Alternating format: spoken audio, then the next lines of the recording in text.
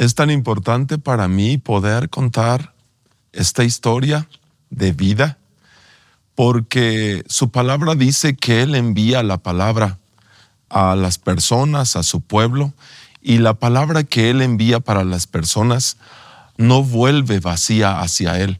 Entonces, cuando edificamos a las personas, animamos a las personas con un testimonio de vida, en mi corazón siento que eso produce vida en otros. De tal manera que creo que al sembrar vida, lo que se reproduce es ánimo, no estás solo, es poder ayudar a las personas a encontrar al único Dios vivo. Carlos, cuéntenos de lo que Jesús ha hecho en su vida, cómo ha transformado su vida empezando por su niñez. Sí, claro. Quisiera empezar con unos textos del Salmo 107. En el verso 17 dice: fueron afligidos los insensatos a causa de su rebelión y a causa de sus maldades. Su alma abominó todo alimento y llegaron hasta las puertas de la muerte. Pero clamaron al Señor en su angustia y los libró de sus aflicciones. Él envió su palabra y los sanó y los libró de su ruina. Alaben la misericordia del Señor y sus maravillas para con los hijos de los hombres. Ofrezcan sacrificios de alabanza y publiquen sus obras con júbilo. Estoy muy contento por estar aquí y poder compartir con ustedes desde mi niñez. Y creo que tuve una niñez tal vez como cualquier niño. En ese momento estuvo papá, estuvo mamá. En ese momento de mi niñez creo que todo estuvo pleno. Fue un niño, creo, que creció con una educación en una familia ordinaria, pero tal vez de mi niñez no recuerdo realmente tanto. Sí, mi papá trabajaba, mi madre también estaba a cargo de nosotros. Yo soy el primero de 3 hermanos. Tengo un hermano después de mí y una hermana.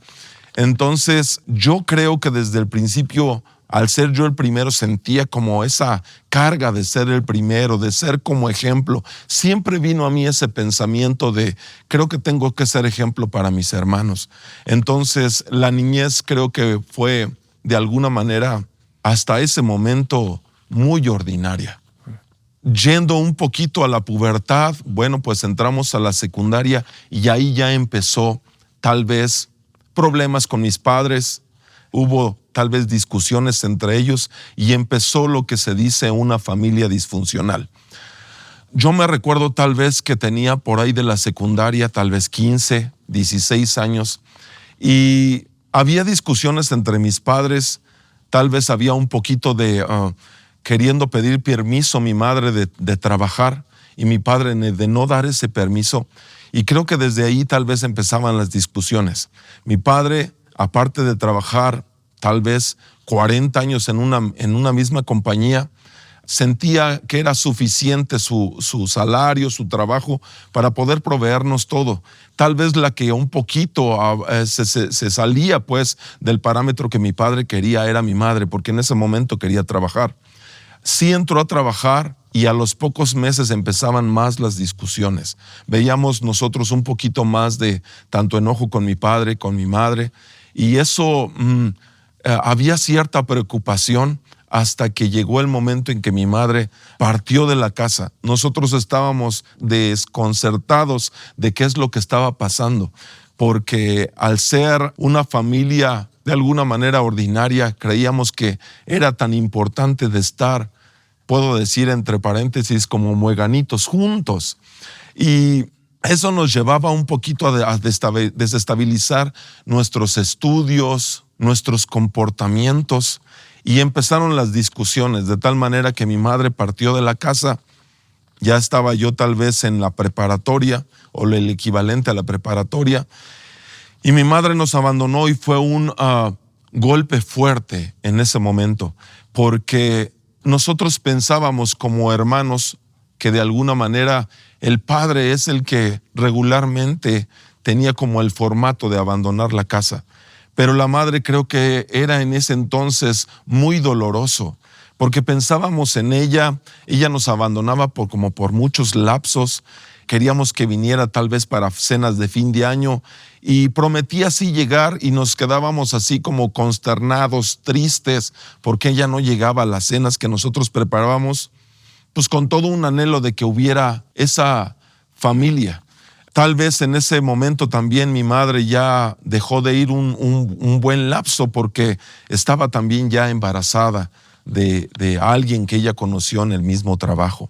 Mi papá no nos lo decía, pero bueno, pues tuvo también altercados con el hombre que de alguna manera empezó a andar con mi madre y pues no lo decía, pero lo acentuaba en el alcoholismo. Mi padre fue, si se puede decir aquí, el del escuadrón de la muerte, gente que estuvo de plano en la calle tomando con drogadictos, con gente que vive de plano en la calle, y llegaba pues al final del día y llegaba muy mal, muy alcoholizado, y nosotros todo eso lo veíamos. Llegó el momento en que mi padre llegó a juntarnos en la mesa y a proponernos tomarnos algo para morirnos todos, porque él ya no le veía sentido a la vida. Hubo algo en mí que confrontó a mi mismo padre de poder decir, si tú de alguna manera ya no tienes un sentido de vida, ¿por qué tendrías que tener como el proponernos a nosotros morirnos cuando apenas estamos empezando a vivir? Y con todo mi corazón creo que ahora, desde el principio de los tiempos, el Señor ya tenía sus ojos en nosotros. Lo creo con todo mi corazón, porque de no ser así, creo que otro hubiera sido nuestro final. Pero ahora que conozco de Dios, creo que siempre está el cuidado de Dios por nosotros. Entonces, bueno, pues no nos tomamos eso que era mortífero para todos. Creo que mi papá reflexionó, pero él seguía tomando. Hasta que se hizo como en nosotros, como un ambiente, el que él tomara como ya común. De tal manera que él nos proponía que en nuestro crecimiento, en lugar de andar en antros, en lugar de andar en lugares en donde pudiéramos también nosotros tomar, mejor tomáramos con él, y empezamos a comprar cerveza, alcohol, y compartíamos con él. Yo mucho tiempo, vamos a decir, de su necesidad de mi padre, estuve con él. Él se sentía tal vez cabizbajo, triste, tal vez deprimido, y siempre estuve tomando con él. El que empezó por tener una relación ya marital fue mi hermano, 2 años más chico que yo. Entonces él, vamos a decir que un momento embarazó a su esposa, a la que ahora es su esposa, y tomó camino y para vivir fuera ya de nuestra casa. Entonces prácticamente en casa quedamos mi padre, mi hermana y yo. Pero entonces yo empecé esta carrera de alcoholismo. Y digo esta carrera porque en sus palabras mi padre me decía, yo que te propongo que tú seas lo que tú quieras ser, pero el primero de ellos. Y siempre lo digo porque pues me decía mi papá que yo fuera lo que había en mi corazón, lo que yo quisiera, tal vez en estudio, pero yo lo digo en una forma de sarcasmo, que lo que yo quise ser fue borracho, porque yo tenía un ejemplo de mi padre como borracho.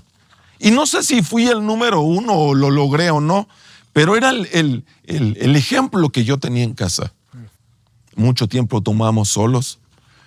Mi padre escuchó música sin luz y los dos tomando. Entendí que de alguna manera o estábamos deprimidos o algo pasaba que anhelábamos como estar a oscuras. Cosas de verdad que por tener una relación tan apegada con mi padre, fue como cuando me caso, tener esa lejanía con mi padre causaba en mí como tal vez el no querer estar con mi esposa por estar con mi padre, de tanto que de alguna manera le escuché sus lloros, sus quejas, sus problemas, y que yo veía cómo se destruía a través del alcohol. Wow. Todo eso pasó previo a que yo me casara. Yo tuve una primera novia con la cual estuve en punto de casarme, y a causa de unos celos, entiendo que enfermizos, porque a veces ella compartía conmigo que ni siquiera yo tenía como el permiso de cargar a mi sobrina, hija de mi hermano. Y entonces, bueno, pues hubo un momento en que yo ya me iba a casar, ya estábamos prácticamente en pláticas para consumar ese matrimonio. Le decía yo, salimos de esas pláticas y salí con mi padre y le decía yo, espérame tantito, déjame ir a dejar a mi padre a la casa y vuelvo contigo para continuar con los planes. Y algo detonó ahí, o creo que los planes de Dios se cumplen y Él es realmente el que lleva nuestras vidas adelante. Porque a través de esos celos, en ese mismo momento, íbamos hacia la casa y me llamaba y me decía esta mujer, ya no regreses porque ya no vamos a hacer nada de boda. Y yo pensé en realidad que tenía un coraje o que tal vez estaba bromeando. Pero al ir con mi padre le decía, ¿qué crees? Que esta mujer me estaba diciendo que ya no hay nada más por el puro hecho de venir a dejarte a la casa. Y me dice, hijo, yo no quiero que tomes más todavía este alcoholismo por causa de no ponerte de acuerdo. Le digo, ¿sabes? Y empecé como a poder externarme con mi papá con la relación de esta novia. Y sabe, regresamos nuevamente, o yo regresé con ella y le digo a mi papá, me tienes que acompañar porque creo que las cosas son muy en serio. Y entonces, conversando un poquito respecto de lo que íbamos a terminar por hacer, la mamá de, en ese entonces, mi novia, empezó a decir muchas cosas desagradables acerca de mi personalidad. Tal vez que ella veía que yo tomaba, tal vez que ella veía que siempre tenía que estar como junto de su hija. Tal vez también ella tenía una familia disfuncional. Y en ese momento, en lugar de alguna manera tratar de conciliar las cosas, decidí que si era la persona con la que me iba a casar y pensaban de esa manera, eso no iba a terminar nada bien. Y decidí con mi papá salirnos de esa casa y abandonar todo el plan de matrimonio que tenía por hacer. Regresamos a casa. Lo que en ese momento era la mamá de mi novia dijo, ya usted no tiene que regresar para nada. Y yo le decía, solamente regresaré por los papeles que de alguna manera tenemos en común. Ya teníamos muchas cosas como para tener una casa y todo eso. Ahora sí que no regresé por nada. Ya había vestido y todo eso lo dejé para que ya no hubiera como más contacto y con eso discusiones. Yo creo que después de eso ya tenía yo una relación larga con la que ahora es mi esposa. ¿Por qué larga?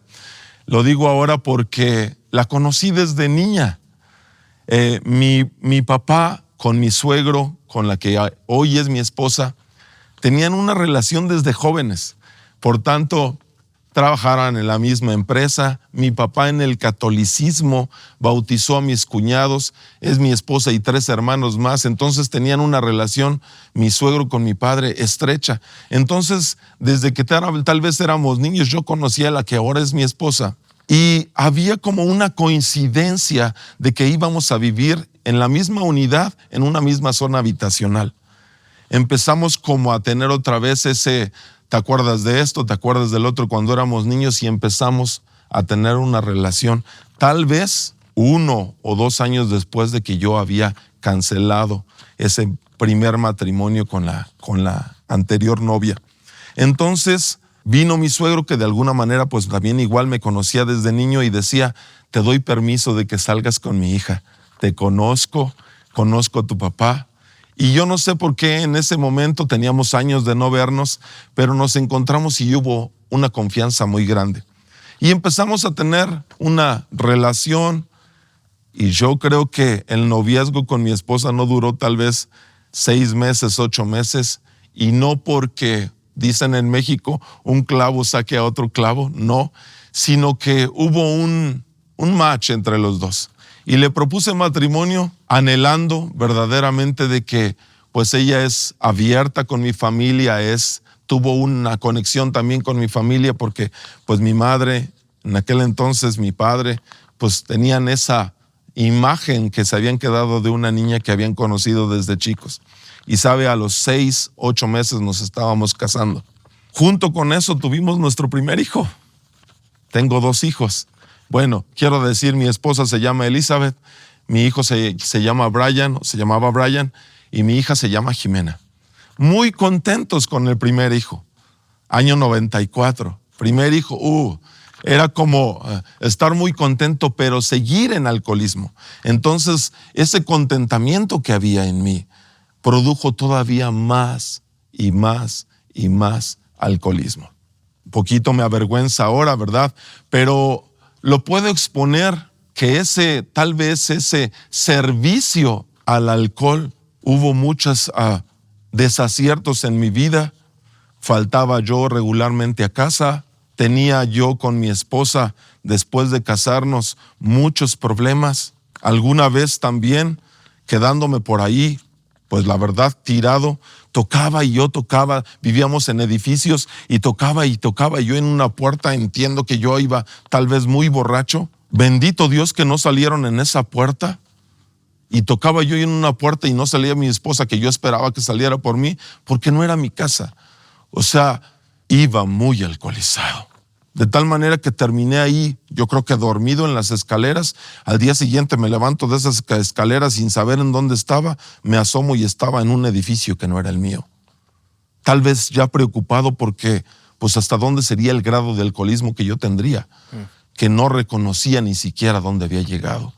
Desperté, traía unos lentes en la cabeza y los lentes ya ni siquiera estaban. ¿Cómo me iría en esa noche que de plano me desconecté de esta tierra?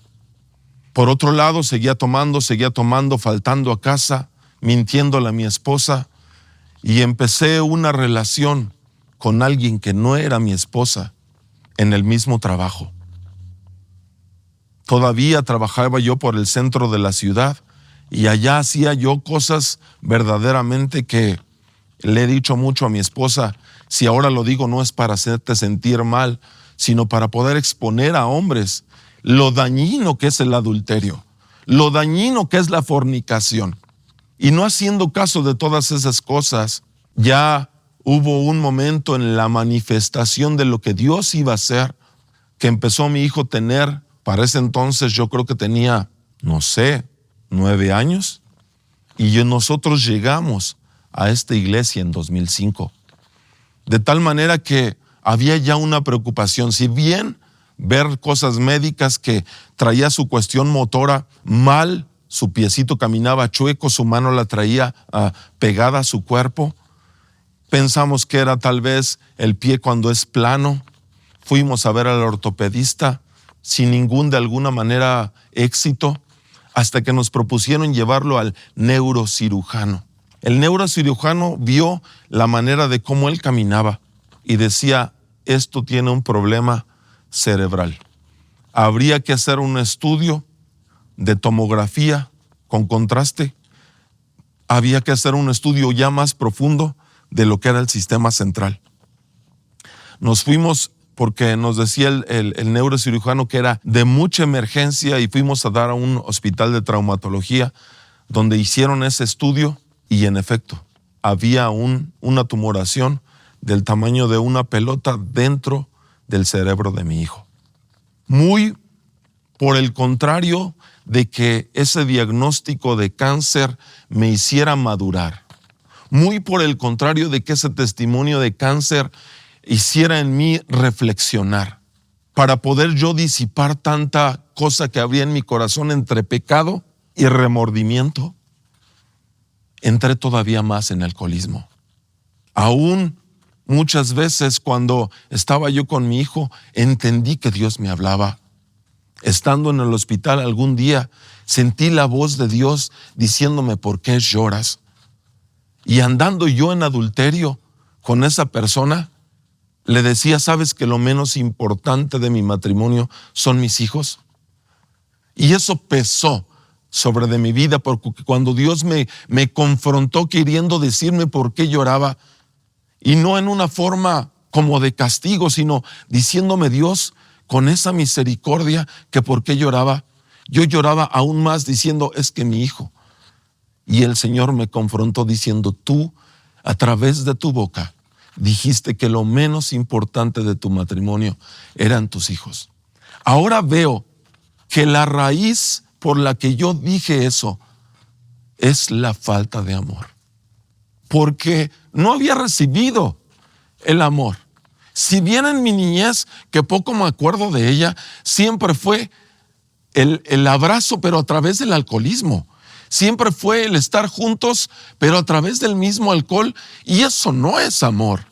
Había un conducto y el alcohol hacía que de alguna manera pudiera tener un cariño por parte de mi padre, pero al final era destrucción. Entonces caminamos un poco más. Operaron a mi hijo satisfactoriamente y había un gusto muy grande porque si bien fue mi hijo el que me invitó al camino de Jesús, estando un día, se dice aquí, con la resaca o bien crudo, dijo mi hijo, y creo que fue enviado por mi esposa: Pa, ¿me puedes acompañar a un lugar en donde ponen su mano sobre de mi cabeza y me siento bien?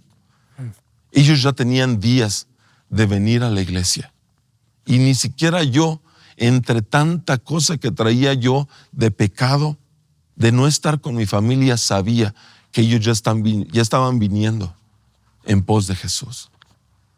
Cuando yo me di cuenta de que ellos venían era porque mi hijo me invitó y fue un domingo. Y estaba tan mal mi identidad que vine con una vestimenta como si yo viniera a la playa. Traía un sombrero muy grande como para que Dios tapara el sol con un dedo de él. Traía shorts. Venía a una iglesia como en shorts, pero ahora lo veo y me río. Traía chanclas, como si anduviera como por mi casa. Una identidad totalmente errónea. Y la primera vez que yo estuve aquí, llevaba mi misma cuñada que enseñó a mi esposa a este camino. Nos llamaron hacia adelante y fue mi cuñada la que tomó la iniciativa de decir: préstame a tu hijo para ir al llamado para que oren por él. Yo todo era nuevo y yo veía que gente saltaba, levantaba sus manos y yo pensé que estos estaban locos. Pidieron la ofrenda y yo dije: esto se trata de dinero. Juzgar, juzgar, juzgar. Un ambiente que no era el mío, una religión que mi papá no me había enseñado, una cosa totalmente diferente. Conocimos de Dios y estábamos sí con esa alegría de que mi hijo había sido operado. Quitaron totalmente esa bola de su cabeza y el resultado fue muy satisfactorio. Dábamos gracias a Dios porque había habido una sanidad. Y dentro de toda esa sanidad, Dios ya estaba en un proceso para con nosotros. Siendo honestos, todavía estábamos recibiendo con mi hijo quimio y radioterapia y yo todavía seguía tomando porque veía cómo mi hijo en el camino venía vomitando, venía tal vez tembloroso, cuestiones realmente ya de cáncer, pero sin poner atención verdaderamente en mi hijo, sino en mí mismo, cómo yo me sentía como padre, tal vez preocupado y disipando todo ese temor o todo lo que venía a mí como carga de mi hijo, pero a través del alcohol. Estuvimos en esa iglesia, tal vez sí llegamos en 2005, pero era 2007 y apenas estábamos discerniendo entre bautizarnos. Nos bautizamos en abril 2007. Gracias a Dios. Se fue borrando el alcoholismo. Decía mi padre en sus palabras: si yo hubiera sabido que tenía que dejar el alcoholismo, ni siquiera hubiera tenido ese gusto por ir a la iglesia. Venía mi padre, me rechazaba un poco porque no era lo que él había aprendido como religión. Me rechazaba porque me decía que él no tenía su vista para poder ver la Biblia. Nos quedábamos aquí como paralizados porque él tenía actitudes todavía fuertes en cuanto a no querer nada de lo que estábamos aprendiendo.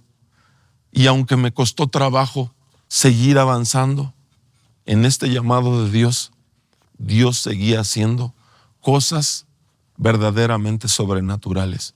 Para cuando mi hijo cumple tal vez 5 años en el proceso de vigilancia de ese cáncer, tal vez 2010, 2011, me llamaron para empezar a servir acerca del testimonio que teníamos con mi hijo. ¿Por qué? Porque Dios, a través de ese cáncer que ocupó, empezó a llegar familia propia mía, mi padre, mi madre, mis hermanos. También empezamos a compartir con mi suegro. Y la primera vez que le dije yo a mi suegro que ya estábamos viniendo a una iglesia cristiana, el siguiente domingo nos acompañó y nunca volvió a salir de aquí. Mi suegra había partido años anteriores y mis cuñados también creen en el poder del Señor. Puedo decir que de nuestras familias alguna vez nos juntamos todos para dar ese testimonio vivencial y juntamos a cerca de 70 personas de nuestra familia que por causa de un cáncer el Señor los trajo hacia con ellos. Ahora podemos decir con mucho agrado que toda nuestra familia, a través de ese instrumento que Dios ocupó en mi hijo, llegamos a los pies del Señor. Seguimos avanzando, el Señor nos fue capacitando. Pastor Roberto nos invitaba a que tomáramos algunas materias del Instituto Bíblico para ser capacitados en lo que Dios quería hacer en nosotros. Yo no sabía el rumbo, yo no sabía hacia dónde Dios me estaba llamando, yo no sabía qué quería de mí. Lo que sí sabía es que el Señor cada día me iba pidiendo más de mí, cada día más de mí.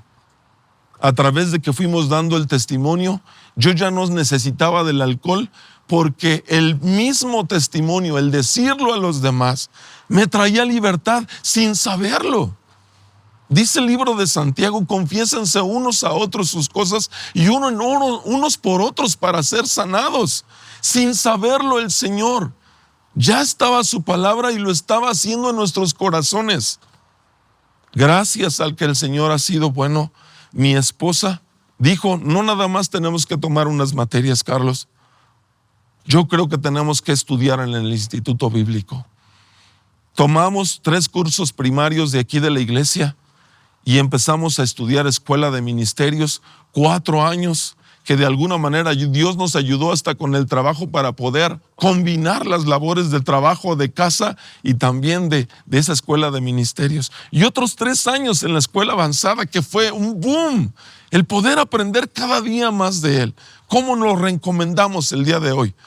Porque nuestras vidas, lo que nos reste de vida, todavía no nos va a alcanzar el tiempo para conocer un Dios tan grande. Y si no ponemos manos a la obra, no sabremos quién es Él. Pero entre más nos esforzamos en saber quién es Él, más se revelará a nosotros.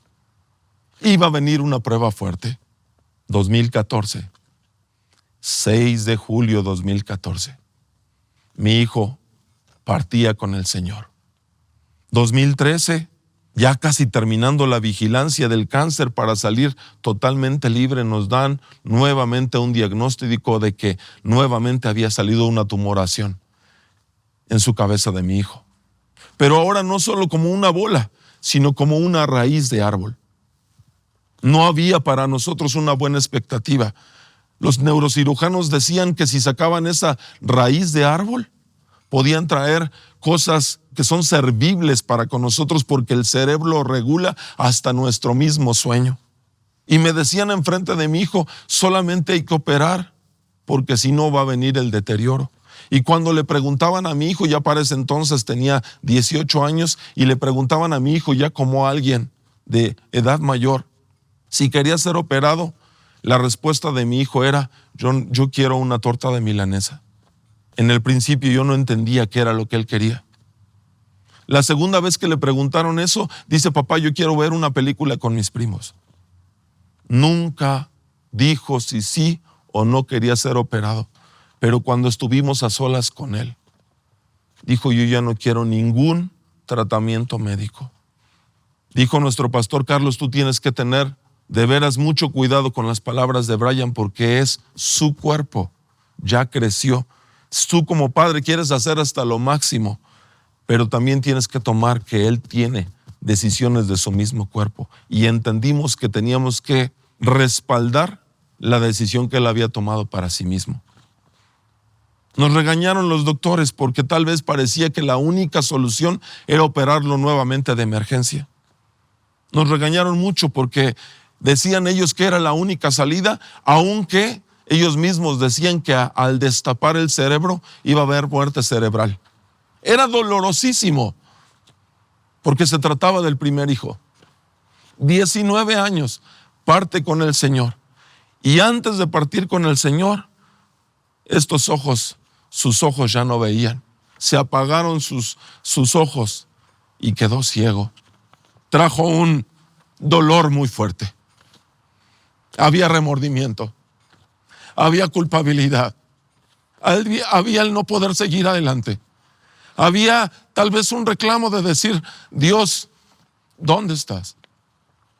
Pero hubo una cosa que dijo mi hijo antes de partir. Pa, si estamos contentos, adoramos al Señor. Y si estamos tristes, ¿qué hacemos, pa? Adoramos al Señor. Y lo dejó como un legado en este corazón.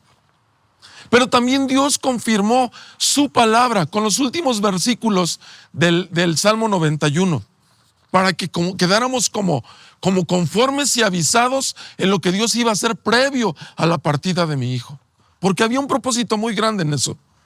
Y dice el Salmo 91, verso 14, por cuanto en mí tu hijo ha puesto su amor, yo también lo libraré, lo pondré en alto, por cuanto ha conocido mi nombre. Él me invocará, Carlos, y yo le responderé. Yo estaré con él en la angustia, lo libraré y lo glorificaré. Lo saciaré de larga vida y le mostraré mi salvación. Cuando yo escuché esta palabra, leyendo los salmos en el hospital, regresé con mi esposa a decirle, Dios me dijo que me quitara como padre en esta tierra, para que Él como Padre en el cielo hiciera lo que tenía que hacer. Y pocos días después, mi hijo partió.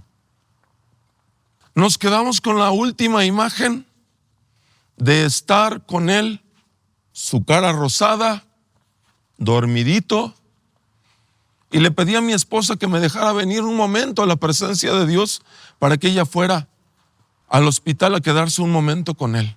Y en el momento que vine yo, tal vez a cumplir con un compromiso a la iglesia, me llamaron porque mi hijo había terminado. Muchas personas le recomendaban a mi esposa que no viera, no reconociera a ella el cuerpo cuando nos llamaron para reconocer el cuerpo y hicieran las cosas del funeral. Y hubo alguien que dijo, Carlos, tú tampoco lo veas, yo voy a reconocer a tu hijo. Y así como salió del hospital, fue al féretro y tuve que explicar a mi hija de una manera sencilla, y Dios me dio como la imagen de un platanito, que lo que comimos de mi hijo, lo que estaba presente en mi hijo, de nuestros corazones, era todo lo que nos quedamos cuando vivimos con él. Lo que estaba ya en esa caja era como la cascarita de ese plátano. Mi hija tenía en ese entonces 17 años, tal vez menos. Pero sabe, eso detonó con que si estábamos contentos le adoráramos, y si estábamos tristes también le adoráramos. Nuestro pastor, al presentarse ahí con nosotros, con todos los que estaban con nosotros en ese sepelio, dice, Carlos, nunca había visto yo algo igual. Y decidimos darle a Dios muchas gracias por la partida de mi hijo y hacer fiesta.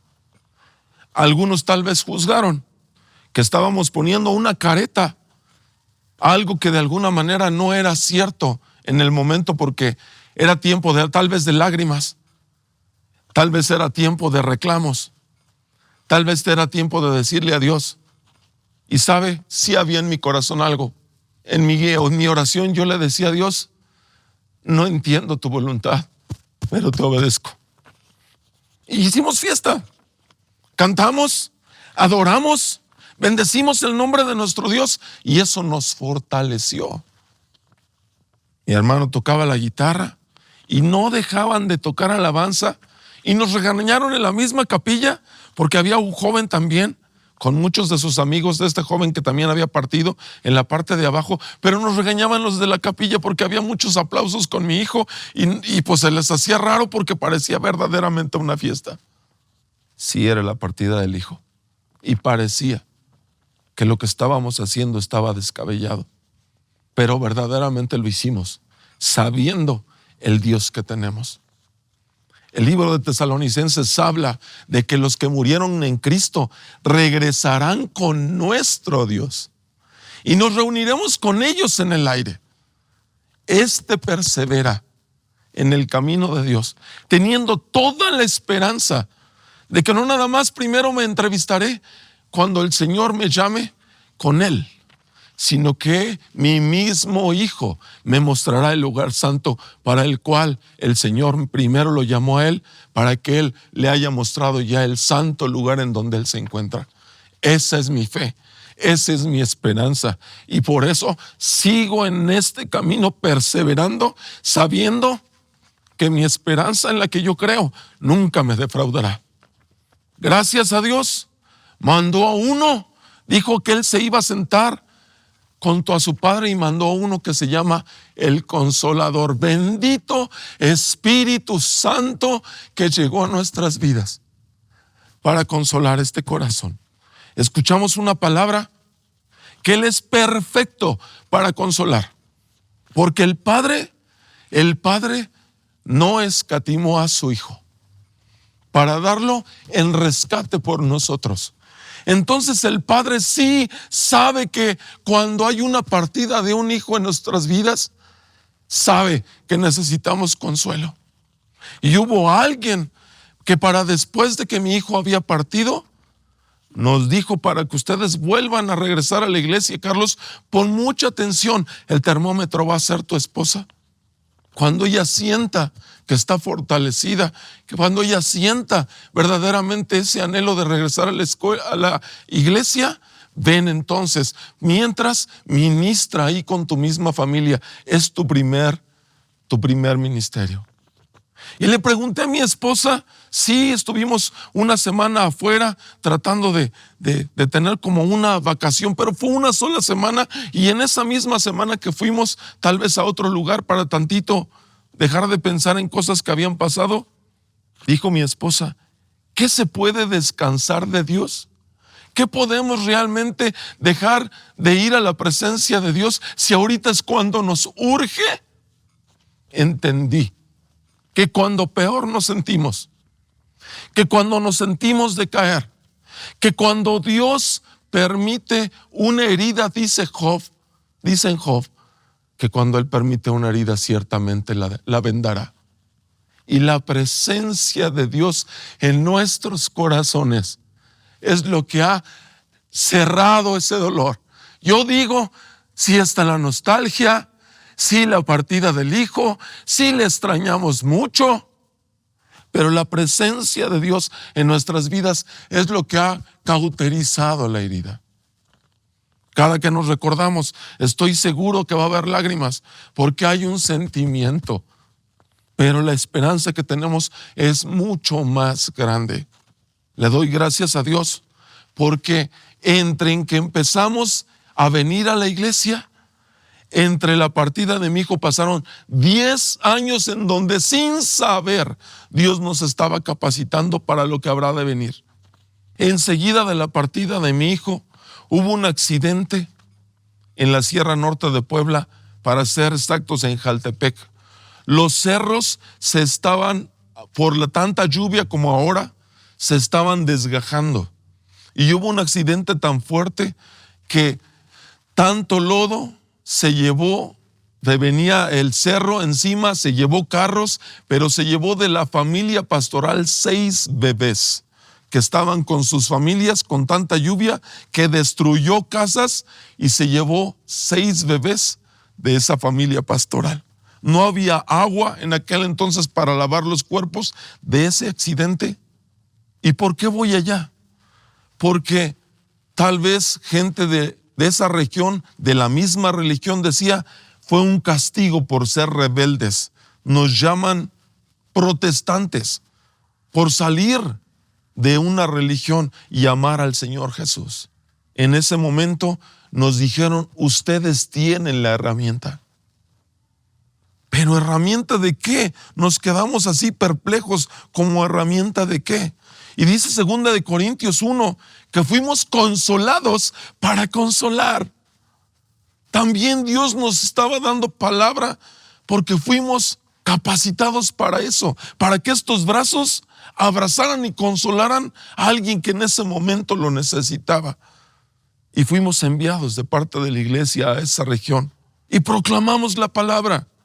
Dios ya nos había dado herramientas tanto espirituales como nuestro mismo corazón para hacer la obra que Él había predestinado para con nosotros. La muerte de mi hijo no se quedaba hasta ahí. Había algo más para nosotros. Sí costaba trabajo seguir adelante. Y fuimos a esa eventualidad. Y allí en esa iglesia, Abba Náhuatl, te necesitaba yo que alguien me tradujera. Pero con toda autoridad, dijo el pastor, habla lo que tú ya viviste. Por eso sí creo que el testimonio da vida a alguien más. Que el testimonio propio más la palabra de Dios y Dios en acción da vida a los demás. Y con toda convicción les dijimos a esas familias, a esas mujeres. Hubo una mujer que perdió 2 hijos al mismo tiempo. Con toda convicción y con toda autoridad en el nombre de Jesús, dijimos que sus hijos no se habían perdido, que fueron ganados porque los niños son del reino de los cielos. Porque previamente nosotros ya habíamos comido esa palabra. Ya teníamos en nuestro corazón que nuestro hijo no se perdió, que está en un santo lugar. Y antes de partir, mi hijo dijo algo y dijo: Pa, tú tienes que decir que Jesús sana y salva a todos los lugares en donde tú vas. En esta actualidad, 2024, tenemos 19 años. 2010, 2011, empezamos con un testimonio que lo fuimos regando por donde quiera que íbamos. Hemos estado en muchas iglesias de esta red. Hemos estado en carpas, se llama Monte de Milagros, en las sierras, donde quiera que vamos, y proclamamos que Jehová Rafa es nuestro sanador, porque mi hijo ya no tiene cáncer, porque el santo lugar en donde él se encuentra, allí no hay corrupción. Dios, en su misericordia, nos ha hecho servir a través de un testimonio de cáncer. Pero este hombre que se quería matar, que nuestro enemigo quiere matar, destruir, lleno de culpabilidad, encontró una oportunidad en Cristo. Encontró el perdón. Lo más importante de todo, encontramos salvación, consuelo, ser veraz con lo que en alguna manera nosotros somos y lo que actuamos. Dios en su instrucción, tratando de convencer a mi esposa de que ella ya no tuviera ningún resentimiento de lo de atrás, queriéndole decir que estaríamos el uno para el otro. Le dije: ¿sabes? Ya no te digo que confíes en mí, porque fui mentiroso, porque fui desleal, porque anduve con alguien que no eras precisamente tú. Y si te digo que confíes en mí, entonces yo mismo estoy confiando en mí para el futuro. Lo único que te digo es que he entendido que es el temor de Dios.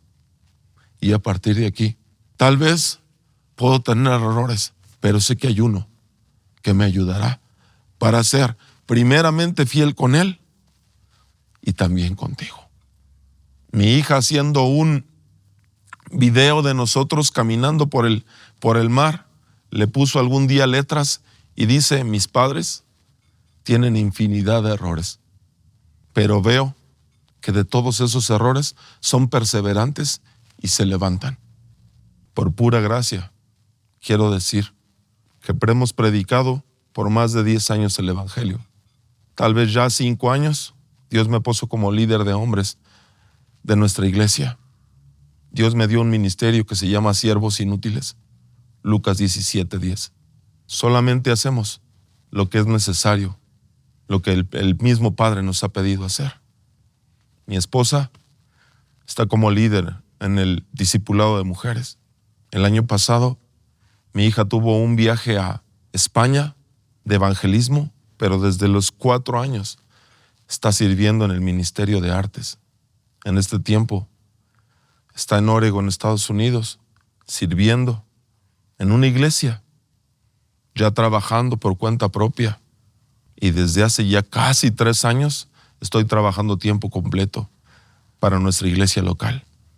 Le agradezco mucho a Dios por tanta lágrima, por tanto dolor, que parece que las pruebas nos van a destruir, pero que ahora veo que el Señor no nos da una carga, la cual no podamos llevar. Que sus planes siempre son para nuestro bien, nunca para nuestro mal, a fin de darnos un futuro lleno, pero lleno de esperanza.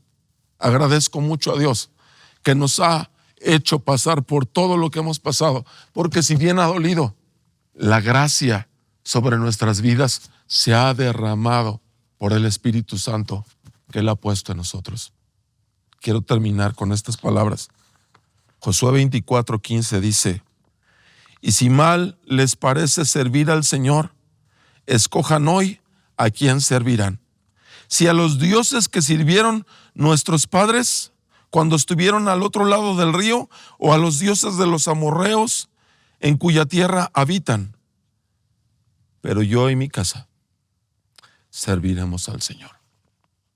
Es un privilegio que parecía que algo que nos iba a destruir nos vino a traer tanta bendición, y que hubo un hombre que dio toda su vida, todo su dolor, que el Padre lo llevó a maldición por amor a nosotros. Cristo el Señor, autor y consumador de nuestra fe.